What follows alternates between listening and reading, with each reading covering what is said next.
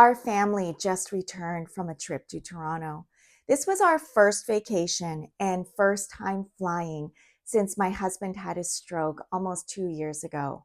We flew from Vancouver to Toronto, about a 4.5 hour flight, and we were gone for 5 days.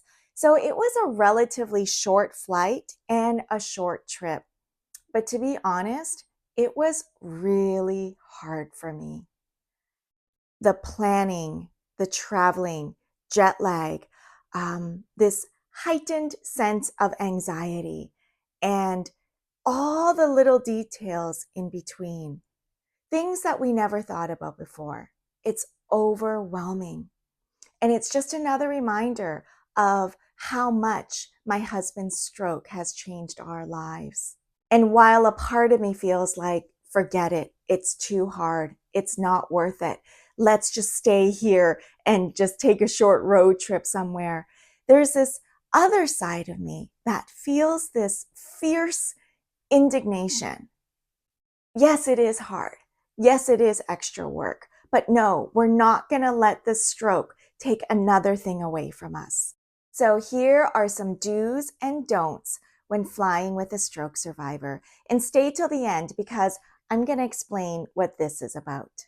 Medical clearance and planning. First, talk to your doctor. Don't assume it's okay for your stroke survivor to fly, especially if the stroke was recent or if they have heart issues or any other complications. Be aware of sudden symptoms such as dizziness, confusion, severe headache, changes in speech. Don't dismiss them as nothing, but treat them as a potential emergency. Schedule. You need to plan a realistic schedule and itinerary. Forget how you used to travel and what your family is used to. Adjust your expectations, slow it down, simplify your itinerary, and plan intentional rest before, during, and after your trip. Medication. This one is so important. Don't pack your medication in your checked luggage. Carry it with you on the plane. Keep it with you at all times. Always bring extra. You never know. There could be flight delays. There could be cancellations. Your trip might extend longer than you anticipated, or you might drop one down the toilet. You never know. Always bring extra medication. Time zone differences. Be aware of the time zone, especially if you need to take your medication at certain times of the day. Set an alarm on your phone or your watch to remind you to take your medication on time. Flights and accessibility services. Book your flight early. As soon as you know that you have a trip coming and the dates are set, book your flight. For us, we couldn't book our flights as early as we wanted to. My husband had had a seizure in February, and it took many, many months for him to adjust to the medication. So during that time, we really weren't sure if we were able to make it. So we had to book our flights later. There weren't many options at that time. Prices went way up. So we ended up booking the red-eye flight from Vancouver to Toronto. Don't do that. It was our first and last red-eye flight. It is brutal. Even for young, healthy people, it is a rough journey. But definitely for a stroke survivor, just don't do it. Just book your flight in advance or just pay the extra money and make sure to ensure that you have a safe and comfortable flight. After you book your flight, call the airline to request accessibility services. I know that you can do this online as you're booking your flight, but for us, this was our first time, and I felt more comfortable calling so that I can ask questions and know what my options are, and so that I can have a confirmation that these systems will be put in place for our flight. We flew with Air Canada. This was our first time even calling about such services, but every airline, their policies might differ, but you can request, mobility aids, wheelchair services, assigned seating, pre-boarding, and so much more. I am so glad that I called, and the service that we had received was amazing. First of all, we had assigned seating. We traveled, it was myself, my husband, and two of my kids. My older daughter was on a separate flight the next day, and I wanted to make sure that all four of us were sitting together. And I knew that that would relieve a lot of anxiety for my husband and for myself as well, too, if we were all together. We needed to be as close to the front of the plane as possible, just to make boarding and deboarding or getting off the plane so much easier and convenient for him, and pre-boarding as well. So they allow for pre-boarding so that we have extra time, and there's no one rushing us behind. We're not bumping into people, and we've got plenty of time to put our luggage away in the overhead and just sit down and just collect ourselves. So all of these little things, they may seem like little things, but it's a game changer for the people who need it. Wheelchair assistance is also something that you can ask for, especially if you're not familiar with the airport or if it's a large airport. And even if your stroke survivor can walk and they're mobile, keep this in mind, because you never know how they're going to feel at the end of the flight, and especially if it's a really crowded airport. For us, we didn't opt into the wheelchair assistance because we're very familiar with both the Vancouver and the Toronto airport. So we were okay, but just something to consider for the future. Now, the day of travel, going to the airport, give yourself plenty of time and then extra time on top of that. You need to consider that anything can happen. Consider the traffic patterns, construction, consider the distance to the airport, consider the parking, where you're going to park, and how you're going to get from the long-term parking to the actual terminal. So factor in all of these things, plus add extra time. You never want to rush your stroke survivor, especially during peak travel season. Check in advance. Do that before you get to the airport. It's one less thing to do. And after you get through security and find your gate, find a quiet corner where you can sit, relax, and decompress. Okay, so now you're on the plane. You've safely pre-boarded, you put away your things, and you're seated with your seatbelt on. Now you need to consider three things that you may not have considered before: circulation, temperature, and sensory overload. Circulation. Stroke survivors have a higher chance of getting blood clots in their legs. So it's really important to wear compression socks, to get up, stand, walk around every hour or two, especially during those long haul flights. But even when you're seated, move around, stretch. You can flex your toes, rotate your ankles. Do something, even if it's small, to get some movement in your body, especially the lower part of your body. Drink lots of water. Don't drink coffee or tea or alcohol. Avoid those salty snacks. Pack fruit if you can. I didn't know that we can take fruit on a plane. But on the way back from Toronto, my sister-in-law packed us a bag full of fruits that we could eat on the plane. So that was really helpful. It kept us satiated and it kept us hydrated. So consider what snacks to take on the plane for you as well. Temperature. Many stroke survivors have impaired temperature regulation because of damage to a part of the brain. This means that they can't warm up or cool down as effectively as they did before. For my husband, he gets cold very easily. He gets chills, even when it's not that cold and other people aren't cold. And it takes his body a long time to start warming up. Now, we knew this about my husband, and we also know that airplanes are really cold because they turn on the AC. So even though we knew these things, we were not adequately prepared. So now I know. We had a rough first couple of hours of the trip. My husband was fine when we were at the airport. We felt that he was adequately dressed. It was August, it was hot, but he had several layers. He had a couple of t-shirts. He had on a thick hoodie. He had his hat as well, and he had his neck warmer. It was a surprise and a shock to me, and it was actually quite scary. The first couple of hours of the flight, it was incredibly cold for him, and it didn't matter what we did to add on the other layers. His body just couldn't warm up. So we asked for a blanket, and surprise, surprise, they don't offer blankets.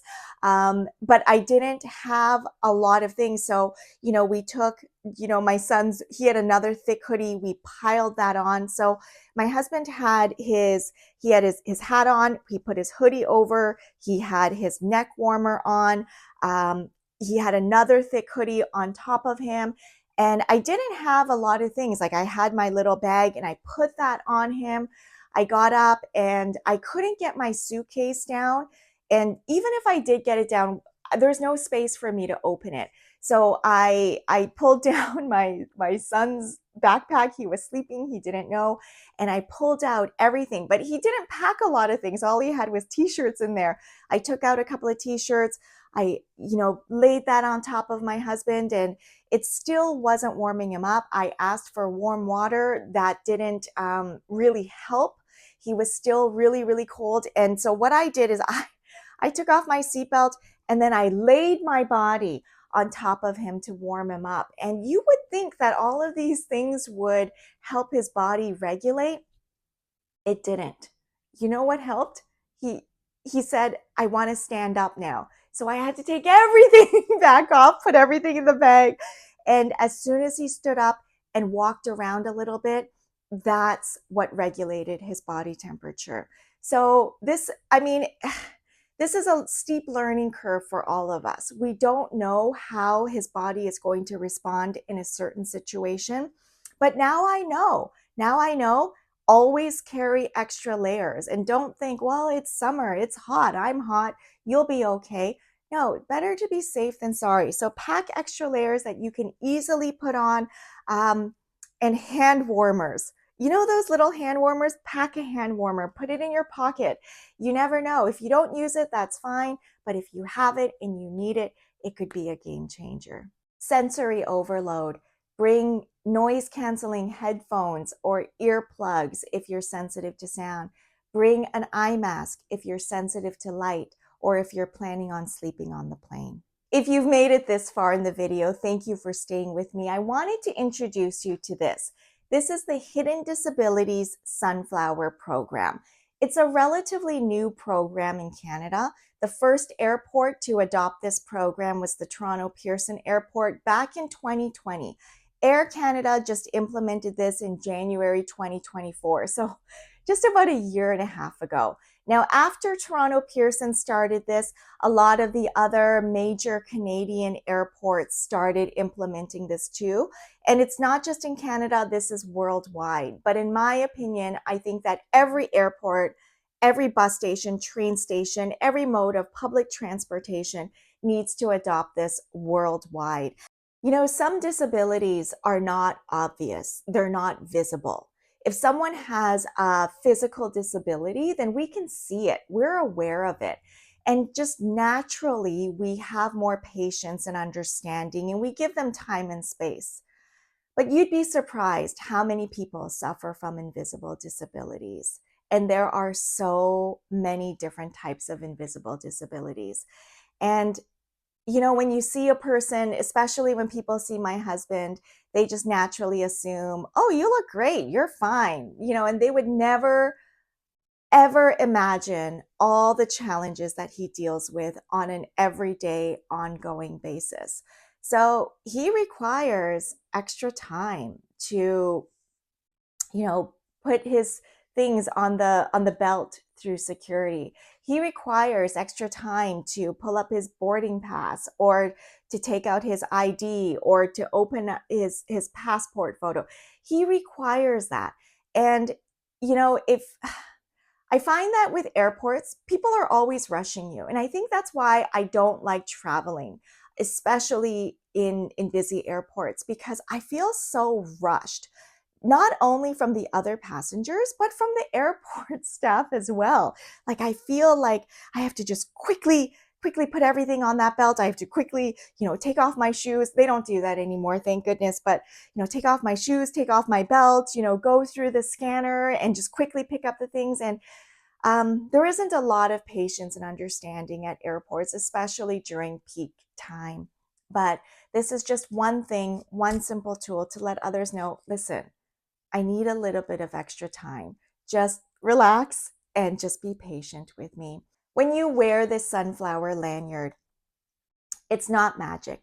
It's not a magic express ticket to bypass security or not have to go through the scanner or anything like that. It doesn't guarantee faster service, but what it should do is it should raise awareness. It should promote understanding and patience and just kindness towards one another. So because this was our first time with this sunflower lanyard, I wasn't sure what to expect. But at the Vancouver airport, when we were boarding, and again, it was late at night, we were taking the red eye, it was busy, people were tired and cranky. My husband he needed some extra time to take out his photo ID, his driver's license, to show it and to show his boarding pass as well. But I felt that, again, I don't want to, throw shade to anyone, but the worker who was, checking all that, he was just very, very impatient. And it made me upset. And I was this close from saying, okay, do you not see that he needs some extra time? But I let it go. I didn't want to make a scene and I didn't want to ruin the trip for everyone. But on the way back at Pearson Airport, we were just walking towards the security, and the airport staff said to my husband, "Oh, I see you're wearing the sunflower lanyard. How can I be of assistance to you today? Is there anything I can help you with?" And just that gesture, just that suggestion, just that acknowledgement, it really warmed my heart. And he didn't need any assistance at that time because, my husband had myself and my two kids to help. But it was just a really thoughtful gesture, and we really appreciated it.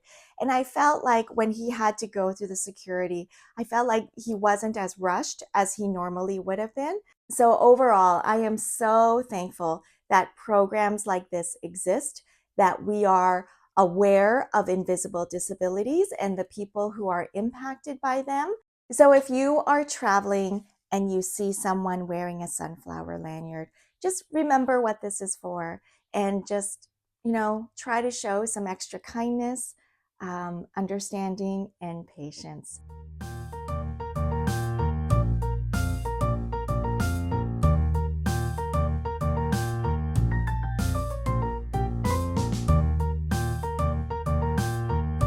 We are back in Vancouver.